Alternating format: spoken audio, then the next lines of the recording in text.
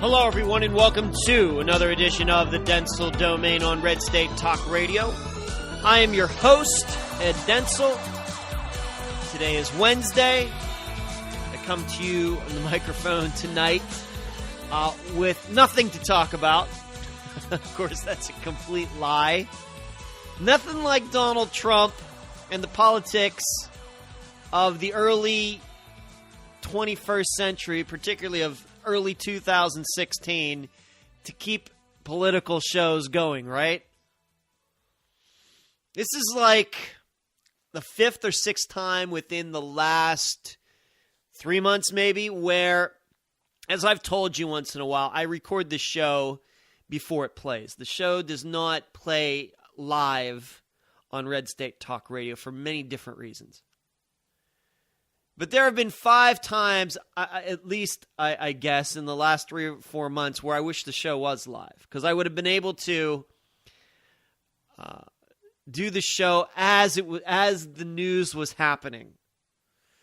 I suppose I could mention Paris, the Paris terrorist attack, what happened in San Bernardino, maybe one of these people dropping out of the race, and now yesterday, Donald Trump deciding he was not going to do the Fox debate. And it may be before you listen to this show tonight, between me recording it and me playing on Red State Talk Radio, that Donald Trump then changes his mind again and decides to do the debate. So by the time you listen to this, it might already be out of date. You got to hate when that happens, but that's just, I'm a prisoner to the medium. And with my schedule, Red State Talk Radio schedule, the technology, on and on and on. But that's fine. I hope you still enjoy the show, and I think that I've been somewhat forthright in that. By the way, you can email me at edwarddentzel@reagan.com, and you can follow me on Twitter. I went over 10,000 Twitter followers yesterday. How's that? I only had like 1,500 followers middle of December, early to the middle of December. Now I'm over 10,000. Been working at it. All real people, by the way. All real people. I do not buy Twitter followers. Maybe there are some, I'm sure there's some liberals in there, but all real people. And I appreciate all of you. I try to be as informative as I can on the show. I link to stories that I use for this show, the Dentzel Domain. So let's talk about this in Donald Trump deciding not to do this debate. I want to put something out there before I go any farther. And it's going to be, and I don't do this just to be different. I'm not saying this just to be different. I'm not so sure that him backing out of going on Fox News' debate is because of Megyn Kelly. I'm not convinced of that. I have no proof otherwise. And really, the only proof that we have that he's not going on there because of Megyn Kelly is because of what he says and what his spokesperson says. And I should mention, we're going to talk about Trump's spokesperson, Katrina Pearson, today. Being that I talked about the Tea Party yesterday, this will be a nice addendum to that. But we'll get to that after we talk about our boss. I'm not so sure that Megyn Kelly is the reason. I know that's what Red State says. I'm sure that's what other people on Red State Talk Radio have said. That's what National Review says. That's what Hot Air says. That's what Breitbart says. That's what Free Beacon says. All of these conservative sites. And I'm not convinced of that. I think it's for another reason that he can't talk about. It's easier to blame it. See, Megyn Kelly kind of set herself up for maybe something like this way back in August. And once again, I have no problem with any questions she asked him at that debate back in August. I stand by that all of these months later. If you're going to put something out there as a prominent figure, then you deserve to be asked about it. And that's, you want to know the truth. That is when the division between the Trump people and the non-Trump people started.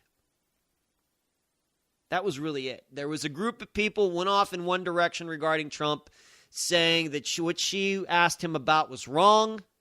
In fact, I was at home in Pennsylvania during that debate, and I remember I was sitting in one room. My parents were sitting in the other room. And when that happened, I can remember my dad just, just things coming out of his mouth. I don't think there were any swear words. I don't remember exactly. But he could not believe that she asked him that question. And my dad is no Donald Trump fan. My dad just thought that that's just wrong for her to do that. Me, I did not think so. I know doing this show, if I say something, that it's going to somebody's going to call me on it. And I'm going to have to defend myself. I get it. I remember that on my Twitter feed, on Facebook, on the show, in my books that I write, my fiction books on Amazon.com, hint, hint. So maybe I'm used to that. Your average person's not used to that. People dishing gossip at work, at the bar, on the baseball field. They're not used to their words coming back to haunt them, because most of the time, people, when they're standing around just talking, it's just talk. I don't know how many principles are being expressed. I don't know how much their words mean anything. They even think that their words mean anything. But when you do a show like this, whether it's live or not, you know that it's going to be around forever. Right? So, Megyn Kelly asking him about his Twitter feed and what he said about women on his Twitter feed, to me, is fair game. And that's where the division started. So now, all these months later, that has given Donald Trump a reason not to do this debate. But I don't believe it's the true reason. You know what I think the true reason is? And see, you have to remember, you have to put this in line with who you think Donald Trump is. And who I think Donald Trump is I believe that he's a little bit of a coward. All right? When I know that a guy flip-flops back and forth, I know that he has no courage to stand up for anything. And that is a little bit a definition of, or my definition of a coward. I also think that he's looking at the polls and saying, well, I'm gaining on Ted Cruz, and maybe doing this debate in Iowa, maybe we're neck and neck, maybe I'm ahead. I have no reason to show up and possibly cause my leading in these polls to go back down, because who knows what can happen. So there's about a little bit of fear there, but he can't say that. You know why? Because he's Donald Trump. And he claims that he's not afraid of anything. In fact, even in saying that he's not going to do this debate with Megyn Kelly, it's not that he's afraid of her. That's not how he expresses it. Of course he can't do that. He says that she's a hack journalist. That she's not fair, she's not nice. Well, I got to tell you, in our daily lives, is that what regular people do? When they know somebody's a hack, they know somebody's wrong, do people run away? Is that what you do in your private lives? All of you do? Somebody's hurting your family. Somebody, is costing you work at your job. Somebody's trying to get ahead of you. You're up for a supervisor position. You know somebody else is a hack and a liar. Do you just run away? Of course not. Of course not. It's important to you. It's important to you. When somebody calls you names, right? Do you run away? That's not what you do, and that's not what you tell your children to do. But it seems like Donald Trump is going to try to get away with this. See, I think he just can't come out and say, you know what, I'm afraid of doing this debate and my poll numbers go in the wrong direction. Because that would be too much of a blow to his ego to admit that.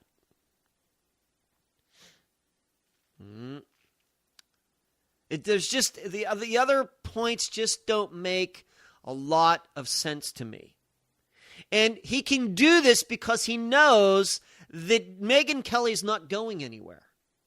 He knew he could get away with this gambit because he knows down deep there's no way that Megyn Kelly is going to get kicked out. She's not going to allow herself to get kicked out. She is one of the stars on Fox News. She gets great ratings. I don't watch her show, but I know a lot of people think she does a fine job. Right? So he knows that this was a way that he couldn't say this, whoever the other is Brett Baer doing again? I haven't even checked who the moderators are. Maybe he could say, he knew better than not to say this about Brett Baer, because Brett Baer, good guy. I'm going to guess does a nice job. But he's not as high profile as Megyn Kelly.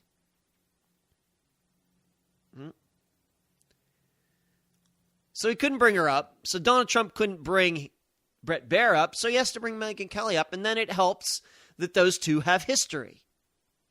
Even though just a few years ago, as was pointed out on National Review today, back in 2012, Donald Trump couldn't have said nicer things about Megyn Kelly in an interview she did with him.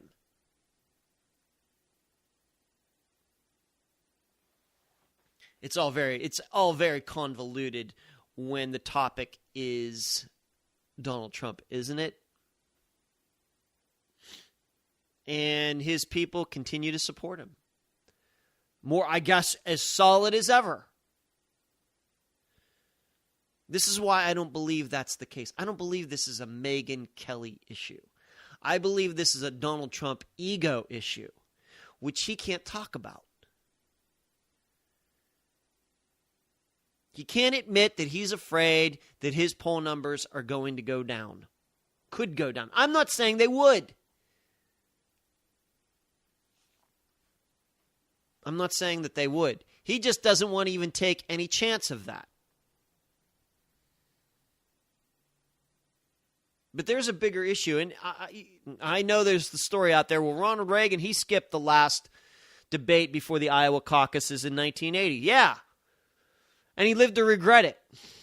And the campaign person who suggested he'd do that got fired. His last name was Sears, Sears, was the guy that Ronald Reagan fired after that. And he regretted it. So don't tell me that Donald Trump is just doing what Ronald Reagan did. I guess, yeah, in general. But at least Ronald Reagan came out, had courage enough later to say I shouldn't have done that. And it was wrong. Especially considering that he had did work early in his, I think it was his baseball broadcasting career in Iowa. He ended up losing that, by the way. If you don't know, I think that Ronald Reagan did lose the Iowa caucus. No, I'm not saying because he skipped the debate, but he did lose it. And I will check that during the break, but that's what I remember reading from what I remember reading about that. So Donald Trump isn't exactly following in the steps of Ronald Reagan, even though I know Donald Trump recently said that he's going to even be bigger than Reagan. Didn't he say that? So this isn't about Megyn Kelly. I'm not convinced of that at all. It just gives him a reason. He doesn't want to be there for his own personal reasons, which you should always remember about Donald Trump. There's another point to this, and I have this written in my notes about the USFL. This is the same thing he tried to do with the USFL. When Donald Trump gets himself into a position where he thinks that he can leverage something, he is going to do so. And the only person that needs to be convinced that he can do it is him. Doesn't matter what the statistics are, doesn't matter what polls say or anything else. The instant that he thinks he has an advantage, he is going to try to get over on somebody else. Now, in the NFL's case, he tried to do that with his team, the Washington Generals, or was it the New York Generals, in the USFL versus the NFL. Donald Trump thought that he had enough leverage against the NFL that he could blackmail the NFL to taking in the USFL teams, thus boosting the value of his team many times very quickly. The NFL said, no, we're not going to go along with that, and we know what happened. The USFL won and got $3. Or I could say, I guess in those terms you could say they lost. And so in that case, Donald Trump made a complete idiot of himself. That's what he's trying to do here. He thinks because he's in front that he can push Fox News around. And once again, it's not about Megyn Kelly. It's just him wanting to show his power like some little kid. What it's really doing is covering up the fact that his ego can't take going to another debate and possibly blowing it. Likewise, back with the USFL. You know why I did that? Because he got involved with the USFL thinking that it was going to be this big money maker, and it wasn't. Instead of admitting that he made a bad business decision, he took the NFL to court.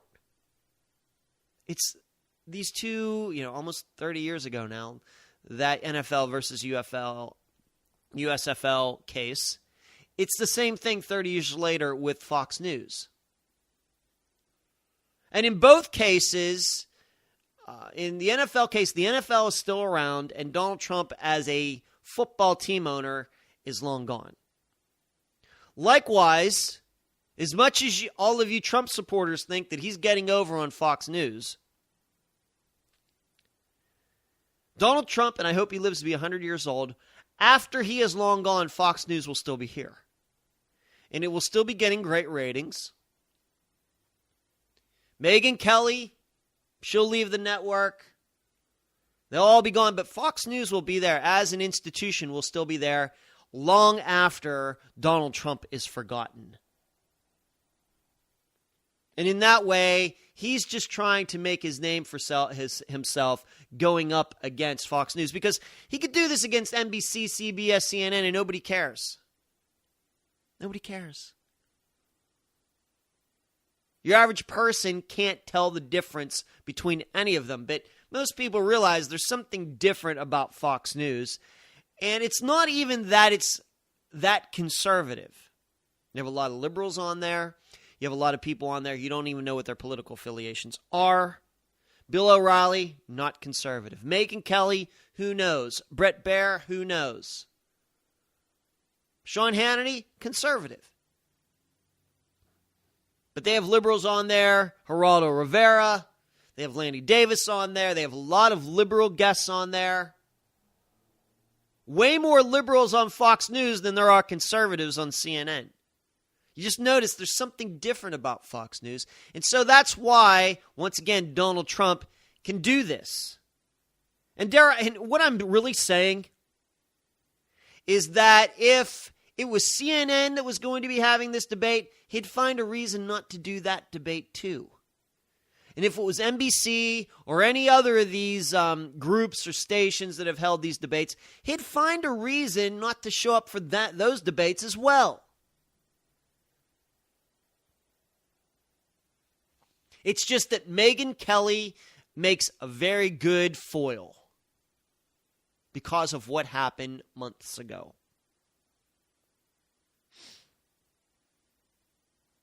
Remember, these debates are supposed to be about the people. They're supposed to be about people sitting there able to judge the character of the candidates. And given that this one is the last before people actually go to vote, and it's not technically voting in Iowa, but people show up to show their support for their candidate in a way that means something, this has a chance to be watched by a lot of people, and Donald Trump knows that. Mm-hmm. He knows that if he has a bad performance, this could cost him in New Hampshire, South Carolina.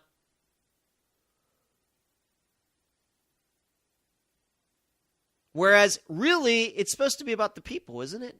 I know it's about ratings. I know that's why these channels hold these. They want viewers. They want ad rates. Their ad rates to go up. They want to make money. That's all understood. But it's funny that Donald Trump would dump himself out of this particular debate a few days before the Iowa caucus. I don't know if others aren't convinced of this. Is it easy just to write an article about Megyn Kelly? Probably, because there's the drama of something like that. The politician, the businessman against the journalist. That's a good story. I'm not so sure that it's that. I think it's Donald Trump just controlling his own ego, trying to go along with his own ego. Now, how's this going to affect all of this? I don't know. He's going to do an event for Wounded Warriors Project, which there's a story out there about how Wounded Warriors, the nonprofit, has just been blowing money left and right on parties and administration fees and not enough money going to the people they're supposed to help. I've been reading stories about that for months. In fact, every time I see one of their ads, that's what I think of. So he's going to be doing something for Wounded Warriors instead of showing up for this debate. Once again, I'm sure in a way to make himself look, quote-unquote, better. Because you know the story that's going to come out on his part from that. Well, those guys, all they're worried about is running for this office. Here I am out here raising money for military members. Once again, he's going to try to out-moral the other candidates. When really, the moral position is to probably show up for the debate. The truth is, all of these candidates have done a lot of charity work over this year and for several years. The funny thing is, as I mentioned last week, it's Donald Trump. Remember, getting back to that New York values issue from a couple weeks ago, we discovered that Donald Trump hardly donated any money to any of the 9/11 charities that popped up in the New York area. Hardly any.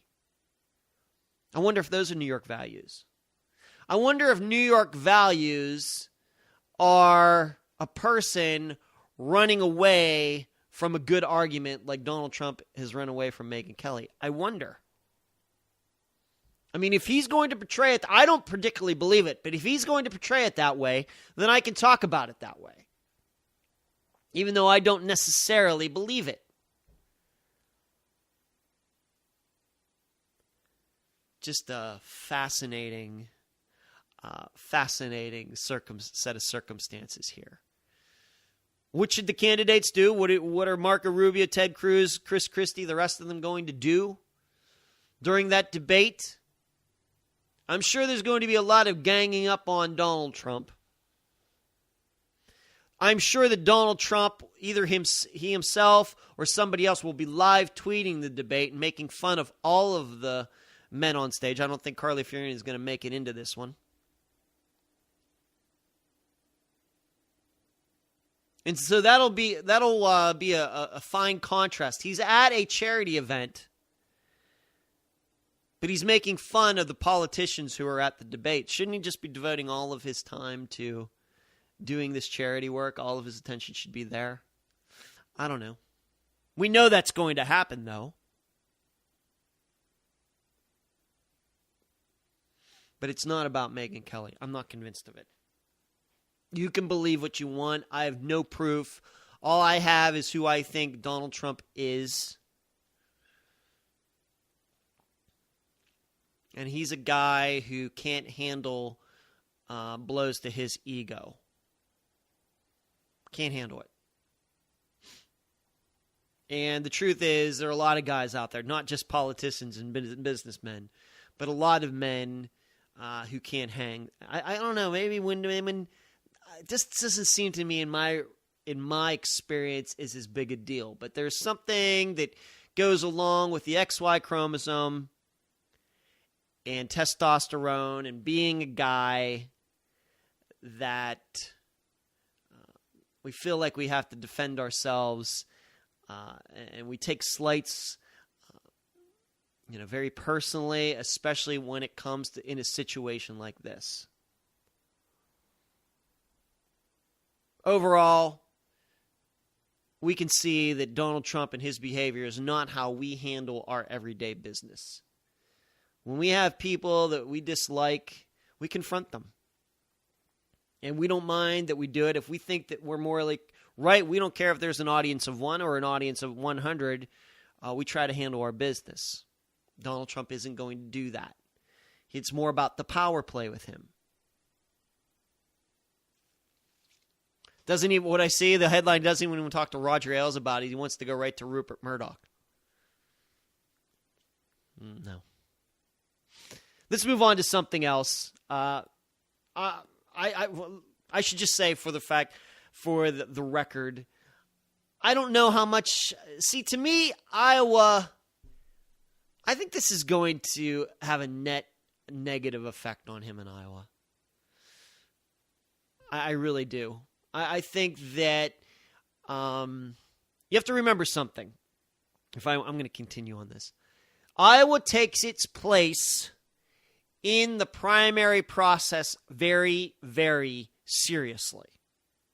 I think it knows that it can't allow its place to slip away, because once that happens, nobody's going to even remember Iowa exists.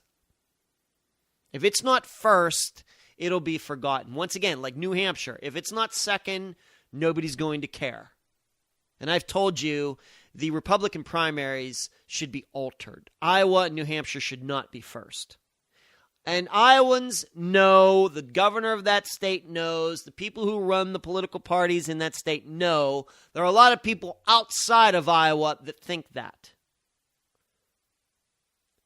And so the person who's running close to the front and is running in the front nationally, that person ducks out of a debate in Iowa. What's that say? It's just not needed. Donald Trump, I can just avoid that Iowa debate. No big deal. I can still win. And it kind of sends off the message that Iowa can be ignored and a politician can still win. It also doesn't help that the guys who have won, at least on the Republican side, the last 2 years have not gone on to get the Republican nomination. So there's already that. So Iowans may see Donald Trump dropping out as a slight towards them. Not a slight toward Megyn Kelly, not a slight toward the other politicians, not a slight toward Fox News, but a slight to the Iowa people who hold their position in the primary, so hold on to it very firmly. And they want to make sure, politicians start dropping out from their events. That's a problem for them. So I think it's going to be a net negative for Donald Trump. I don't know if that means he's going to lose or not, but I think it's a net negative, at least as Iowa is concerned. And I think that once again, this is an ego thing that gets in the way of good strategy. And that's one of the other reasons I worry about him being president when dealing with other countries. It's going to be more about him than about the United States. He will not make a deal just because of his ego. He'll claim it's because of the United States, just like he's claiming he's not showing up because of Megyn Kelly. But really down deep, it'll be about him because it's always about Donald Trump. And it's not about Iowa in this case or the voters. It's all about him and what the reason that he wants to not show up for the debate. I got to go to the break. You've been listening to the Dentzel Domain on Red State Talk Radio.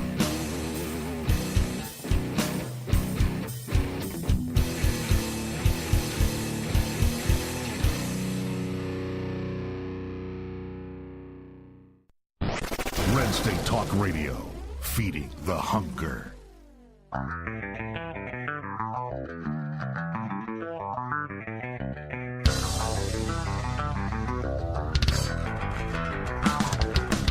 Hey, this is Alfonso Rachel with PJTV, Zo Nation, and the founder and drummer of 20 Pound Sledge. And you're listening to RedStateTalkRadio.com, the dominant force in conservative internet talk radio.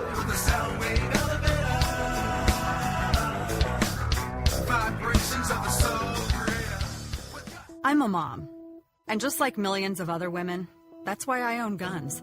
We're responsible, we're law-abiding, and we're everything that makes America strong. Every day, we're willing to use a firearm to defend our families. But the media will never tell those stories.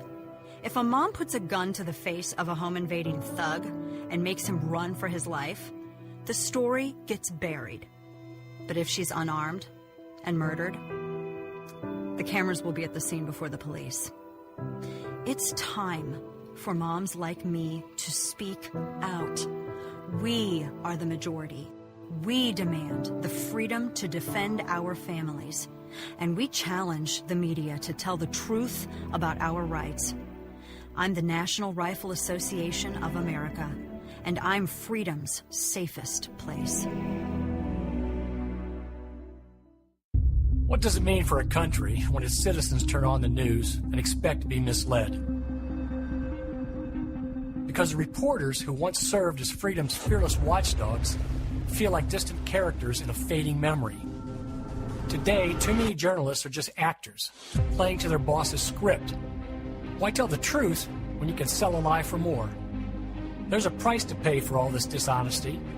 If the free press won't protect free people, it's our job to demand they do it. Do the work you say you do. Aim your First Amendment against hypocrisy and corruption like a hammer of the people.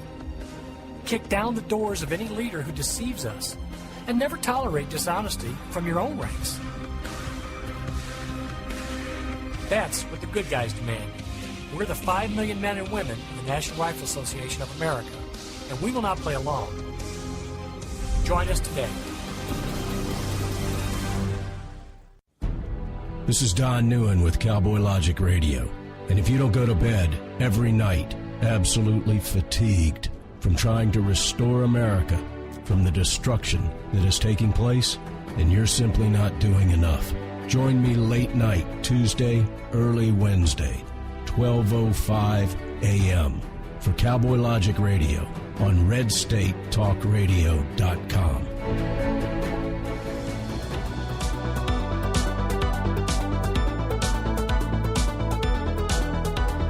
We're back at the Dentzel Domain on Red State Talk Radio. During the break, I did check the facts regarding Ronald Reagan. Yes, he did skip the Iowa caucus, the Iowa debate, I should say, not the Iowa caucus, the Iowa debate in 1980. He did lose the Iowa caucus to George Herbert Walker Bush, who, of course, eventually became president, and, of course, vice president, then president. But Ronald Reagan skipped the last debate, lost Iowa, still went on to get the nomination, but in turn fired the person who suggested he skip that last debate. Will Donald Trump have the courage to fire the person who suggested he skip the Iowa debate? Of course not, because the person who suggested to him was Donald Trump himself. So there's that. During the break, when I was just catching my breath, I was doing a little surfing and found that back in 2011, as with Donald Trump and all of the contradictions that you can find about him, both in his political life, personal life, business life. You name a contradiction, and Donald Trump has performed it, either through actions or words. He claimed back in 2011 that people who had avoided debates were cowards. I don't know what to tell you. I've been telling you about this guy for months. In fact, over a year. I'm going to say the first time that I started talking about Donald Trump was probably in September of 2014. Not just this past year, not 4 months ago, but a year and 4 months ago, well before he ever decided on running for president. And I've been talking badly about him since, because I think I have this guy pegged. And for all of you Trump supporters who I know listen to this show because I get your tweets, you know, the F-bombs that have been delivered at me. I had a S-bomb delivered at me yesterday regarding my attitude toward Donald Trump. You know, these Donald Trump supporters, they're so good with the English language. They're so polite, too. It's really to be respected. Can you hear the sarcasm in my voice?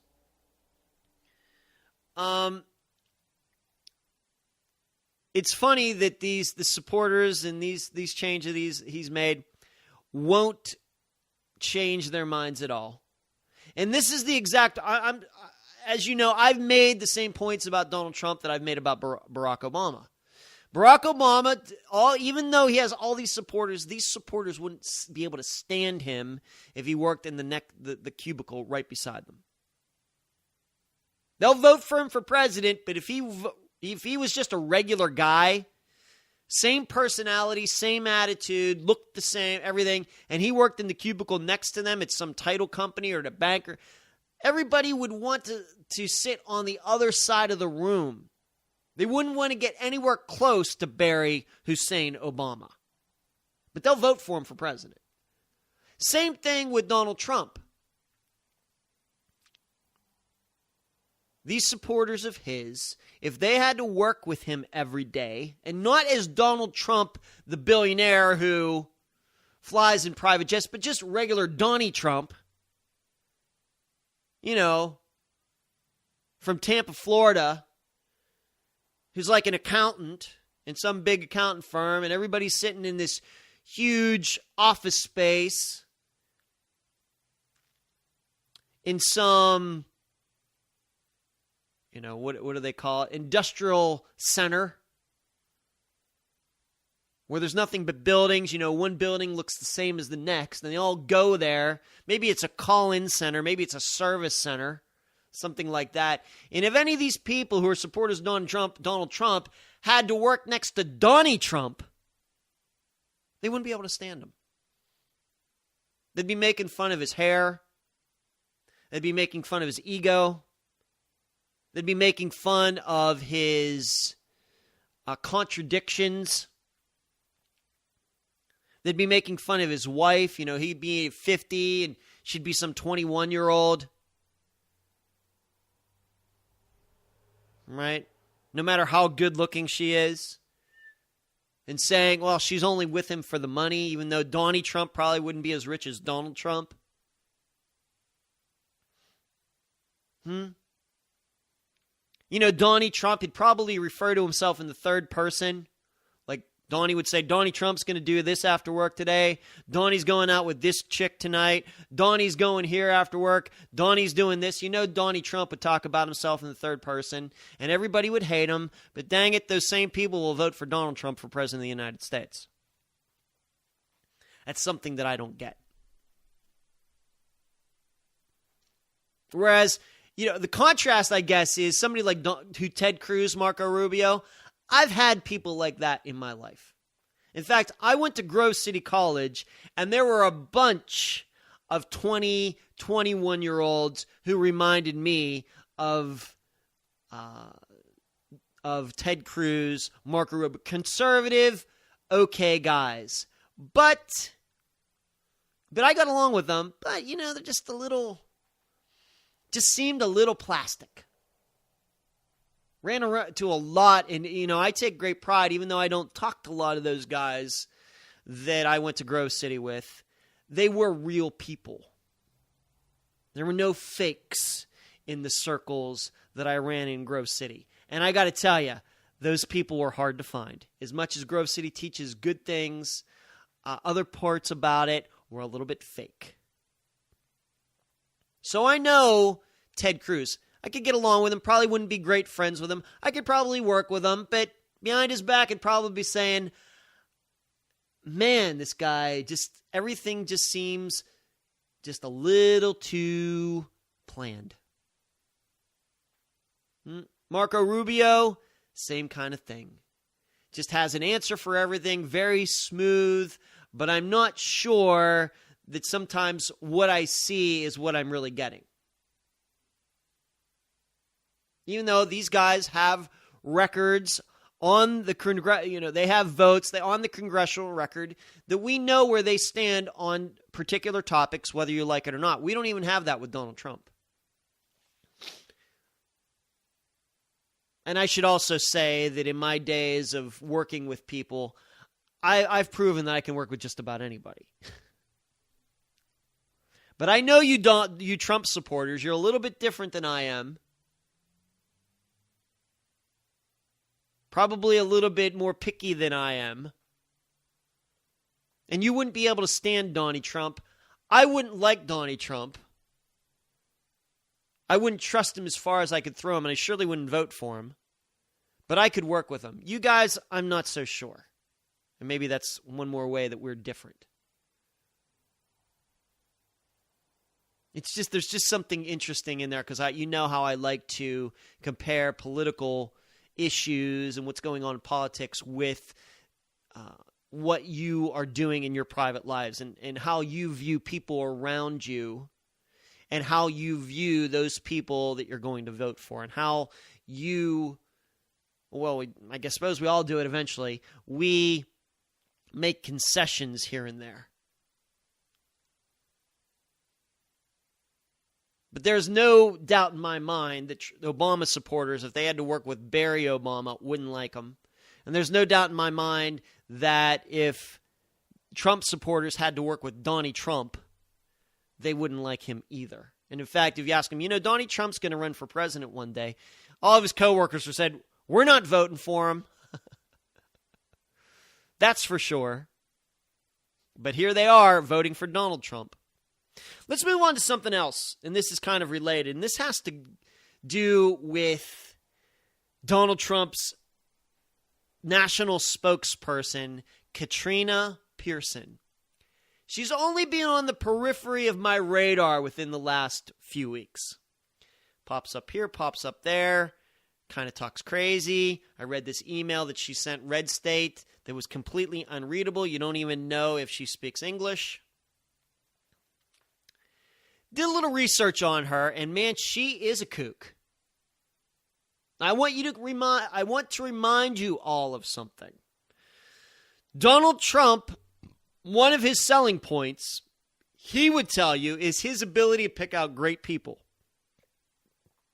And see, I should tell you, this is one of the reasons that the two times that I have been on Cowboy Logic with Don Newen and Donna Fiducia, the topic of who Donald Trump is going to put in his cabinet. And who would you like to see in his cabinet? Don't you think that he would pick some of the best and brightest in his cabinet, and that would make up for the fact that he's not that conservative and doesn't have any experience in government? And I don't even think in those terms. And I just kind of, in so many ways, blew the question off. Well, now you know why. He had a chance to pick anybody to be his national spokesperson. A lot of people would love having that position. A lot of people with a lot of experience. Good experience. In fact, I'm sure the Trump Corporation and all its different divisions have a lot of good people who are used to dealing with the press. But who did Donald Trump pick? Katrina Pearson. Let's see if I get her resume correct. Shoplifter. By the way, she's 40 years old. You see her, she looks a lot younger, and good for her. She's 40 years old. Shoplifter.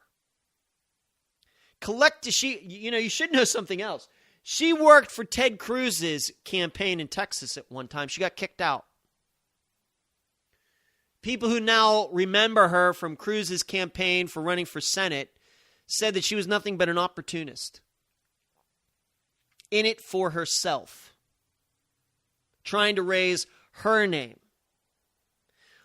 In addition, here she was working for the Ted Cruz campaign, where she admits she voted for Barack Obama in 2008.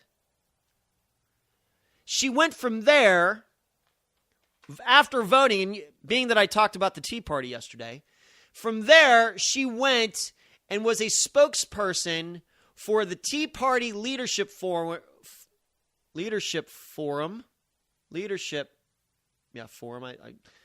My writing's not that good. Sometimes I can't even read it. Which most people have called, people within politics and knowing these types of things have called a scam. I talked about that yesterday. All these people using the Tea Party name for their own benefit, not worried about conservatism, just worried about how they can retire to the Caribbean on the Tea Party name. What seems that Katrina Pearson is one of those. So she's with the Tea Party, speaking well about it. Of course, we know how she talks about the Tea Party now. All you have to do is follow her Twitter feed, and it's not flattering. She's made fun of conservatives. She's made fun of Christians. And this is Donald Trump's spokesperson. He could have picked anybody. He could have picked a person who graduated his or her top of her class at the Columbia Journalism School. Somebody who's used in communications and using the English language and talking and writing and dealing with the press and everything. No. He picks her out of everybody he could pick. And here she is making fun of Ted Cruz, saying, well, he was a Canadian 15 years ago. She worked for Ted Cruz's campaign just a few years ago.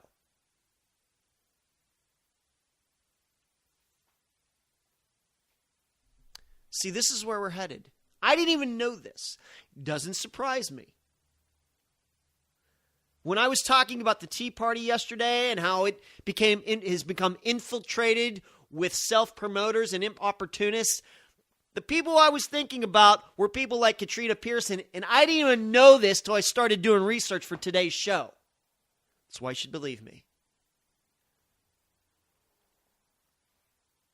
Of course, recently she has come out and talked about half-breed. She talked about Barack Obama being a half-breed. She talked about Mitt Romney being a half-breed, which is absolutely hilarious. A complete opportunist. I want you to know that just working in politics for that short time that I did when I lived in Las Vegas, met some people like that. Not as bad as her. But people who were really, really, really hoping that Danny Tarkanian won the Senate seat because of their own careers, not because of Danny Tarkanian being the best person for the job. Didn't meet anybody as ruthless as I think as Katrina Pearson, though. But this is the person Donald Trump picked. Now, why do you think that is? There's a reason. It may be the craziest reason in the world, but there has to be some reason. I'm not saying that he's cheating on his wife or sleeping with her or anything like that. Maybe he picked her because in her he saw himself. Right? There's no reason for Donald Trump to pick a true believer in any particular political cause because Donald Trump has no interest in any particular political cause. He only has an interest in himself. And in that, he and Katrina Pearson are the same. And in fact, if you flip these two around, and Katrina Pearson was the well-known businesswoman, and Donnie Trump was this 39, 40-year-old guy who had bebopped from the Democrats to the Republicans, he'd be saying the same things on his Twitter feed. In fact, Donald Trump does say the same things on his Twitter feed. They'd be the same person. You wouldn't be able to distinguish them at all, except one's a guy and one's a girl.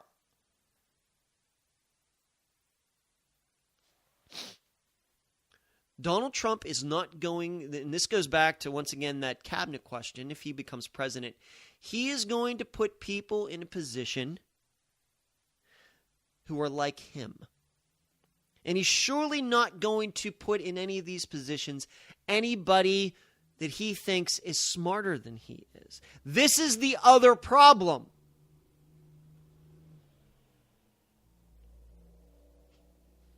You know, and this is different than Barack Obama. Barack Obama is a flaming liberal, and that's who he is appointed to most of the positions in his cabinet. You know what you're getting. It's been bad. Donald Trump will get people who have no ideology, no political theory at all. They just make it up as they go. Furthermore, he will default to picking inexperienced people because experienced people, I think, intimidate Donald Trump. People who actually know things intimidate him.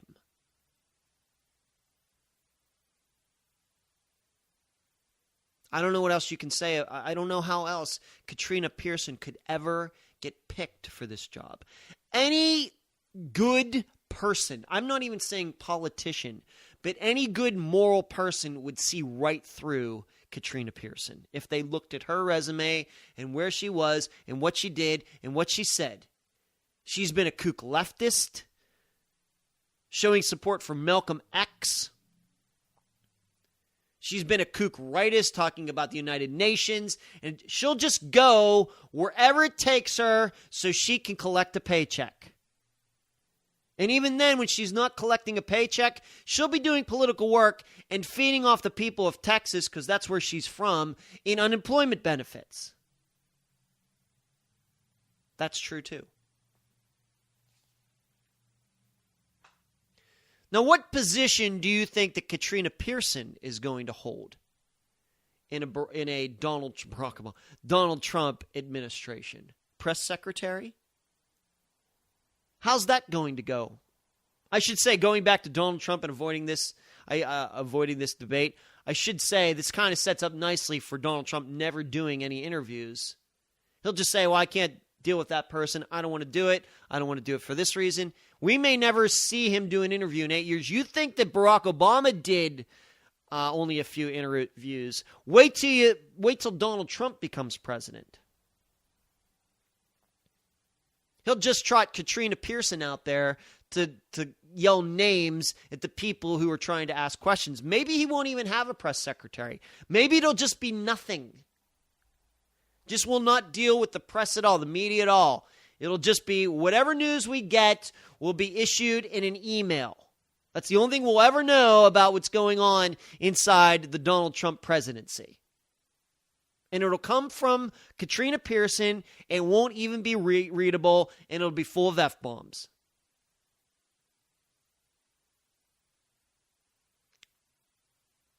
It gets worse every day. And you can only hope that enough mature adults see through it to keep Barack Obama, Donald Trump from getting this nomination. All the signs are there that it's going to be a disaster. There's just too many people who don't seem to care and are ignoring it. Their anger, their frustration has gotten in front of all of it, and their anger and all of that is not righteous. It's not. It's wrong. But you're listening to the Dentzel Domain on Red State Talk Radio. You can find my books at Amazon.com. Go to EdwardDentzel.com. EdwardDentzel.com/book is where you can find the first chapter of my next novel, The Comebacks. You can find me at Podbean, SoundCloud, YouTube, Facebook, LinkedIn. Email me at EdwardDentzel@Reagan.com. My Twitter feed is Dentzel Domain, all one word, no space in between. I appreciate you listening tonight. You've been listening to the Dentzel Domain on Red State Talk Radio.